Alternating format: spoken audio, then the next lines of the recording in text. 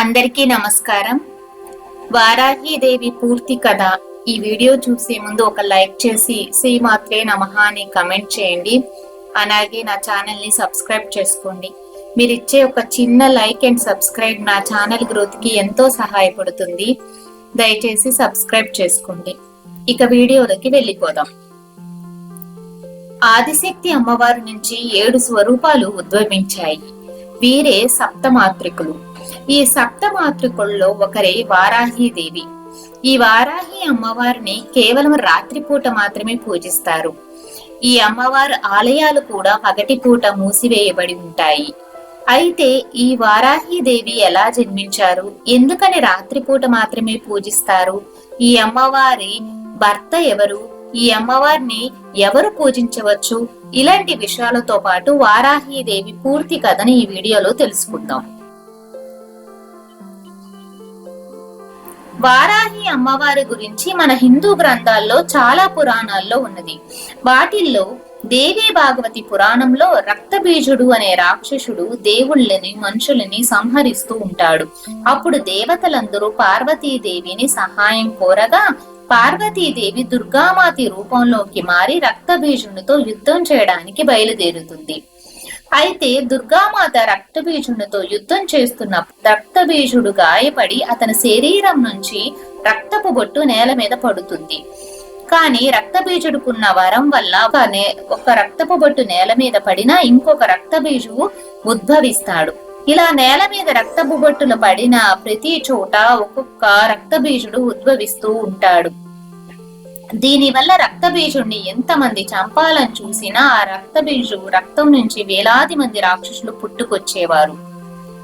అలా రక్తబీజుడిని చంపడం అసాధ్యమయ్యింది. అప్పుడు రక్తబీజుడిని సంహరించడం కోసం దుర్గాదేవి తన దేహం నుంచి సప్తమాతృకులను పుట్టిస్తుంది. సప్తమాతృకులు అంటే 7 అమ్మవార్లు. ఈ 7 అమ్మవార్లు కూడా దుర్గాదేవి యొక్క స్వరూపాలే. కానీ ఈ సప్తమాతృకులకు తాంత్రిక శక్తులు ఉంటాయి.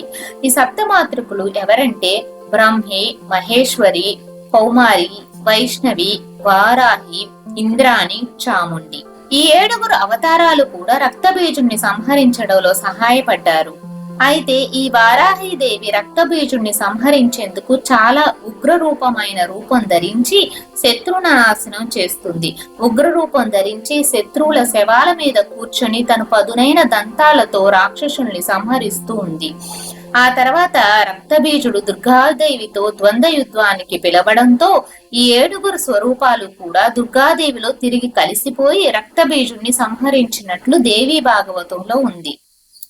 ఇలా జరిగిన తర్వాత భాగవత పురాణంలో హిరణ్యాక్షుడు అనే రాక్షసుడు భూదేవిని చాలా చిత్రహింసలు పెడతాడు.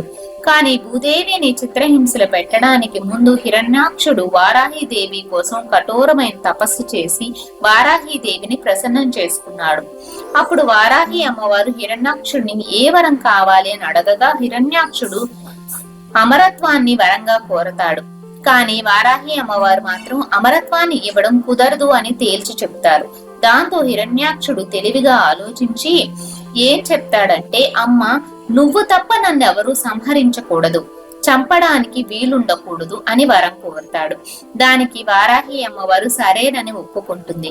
కానీ వెంటనే నేను నీ భక్తుణ్ణి కాబట్టి నువ్వు నన్ను చంపకూడదు అని చెబుతాడు. దానికి కూడా వారాహి అమ్మవారు సరేనని చెప్తుంది.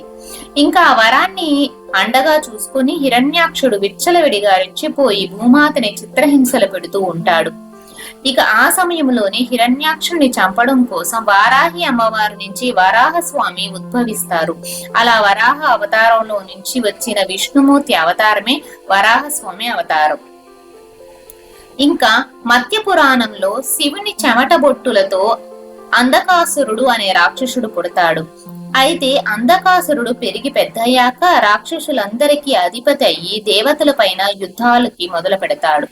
అప్పుడు ఈ అంధకాసురుని సంహరించడానికి శివుడు పార్వతీదేవిలో ఉన్న వారాహి అమ్మవారిని స్మరించినట్లు ఈ మత్స్యావతారంలో ఉంది. ఈ పురాణాలతో పాటు వారాహి పురాణంలో సప్తమాతృకులను దుర్గా అమ్మవారు చండికా రూపం నుంచి పుట్టించినట్లు ఉంది. అందులో వారాహి అమ్మవారు మాత్రం చండికా యొక్క వీపు భాగం నుంచి పుట్టినట్లుగా రాసి ఉంది. అయితే ఈ గ్రంథాలలోకి ప్రతిసారి కూడా వారాహి అమ్మవారు వచ్చేది శత్రు వినాశనానికి, అలాగే సేనకు ఆధిపత్యం, సైన్యానికి ఆధిపత్యం వహించడానికి. లలితాదేవికి సైన్యాధిపతిగా వారాహి దేవిని వర్ణిస్తారు. అందుకే ఈమె ప్రస్తావన లలితా సహస్రనామంలో కూడా కనిపిస్తుంది. లలితాదేవి తరపున పోరాడేందుకు, భక్తులకు అండగా ఉండేందుకు ఒక గొప్ప యోధురాలుగా చూపిస్తారు. వారాహిదేవి లలితాదేవి సైన్యంలో రథ, అశ్వగజ సైనికులకు అధిపతిగా వారాహిదేవి ఉంటారు. ఇలా చాలా శక్తివంతమైన అమ్మవారు.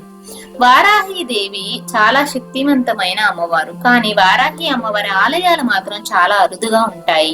ఆ ఆలయాల్లో కూడా దర్శనం కేవలం 2-3 గంటలు మాత్రమే ఉంటుంది. అది కూడా రాత్రి వేళలు మాత్రమే, రాత్రి తెల్లవారుజామున మాత్రమే ఉంటుంది. ఎందుకంటే మిగిలిన సమయంలో వారాహి అమ్మవారు గ్రామ సంచారం చేస్తూ దుష్ట శక్తుల నుంచి కాపాడుతూ ఉంటారు.